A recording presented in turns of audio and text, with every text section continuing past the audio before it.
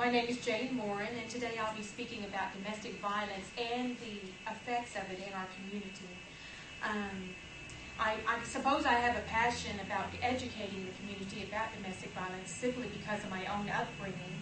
I grew up in an alcoholic, abusive home, and in the midst of all of that was a lot of fighting and a lot of violence.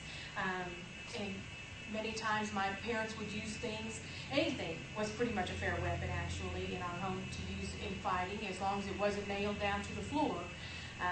And so the fighting was pretty bad, and then I would often see things happen to my mother because of the altercations with my father. In fact, I saw my own mother have her collarbone broken.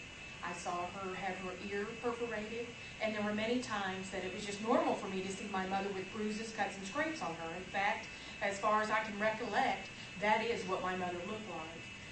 There was an incident when I was 9 years old that took place in our home that I vividly remember. My father came home one night and he was drunk, and he walked into my brother's bedroom, took off his big belt buckle, and proceeded to beat my brother in the face with that belt buckle. As an adult looking back, I realize now that that not only left scars on my brother's face, but it left scars on his heart. You see, that is what domestic violence does. As the years went on and the fighting became more profuse, it finally came to an end when I was a couple of weeks short of being 16 years old. My brother was killed, and 3 days later my mom shot my dad and then herself. I wish I could say that is all I know about domestic violence, but unfortunately that is not the case. A few years later I went into college, met a man, got married, and the cycle of abuse continued. You see, I didn't realize that it was really abuse because it was verbal and mental abuse, and I had grown up with that all of my life. So I never put the two together.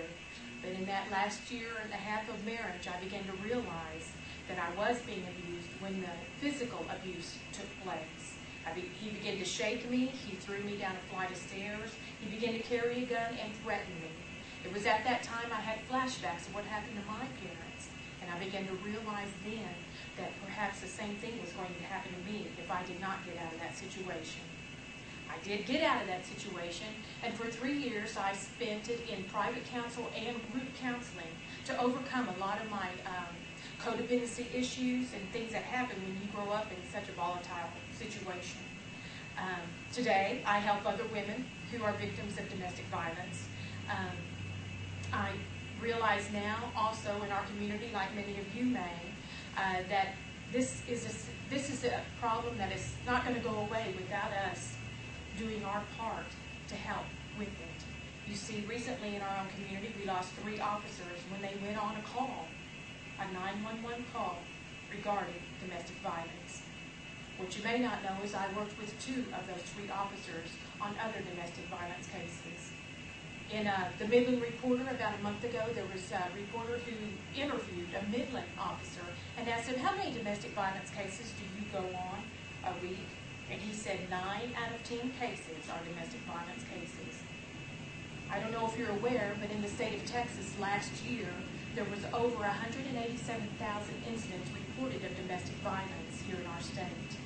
Unfortunately, Ector County leads all other counties in our state and maintains the lead in leading our state in domestic violence.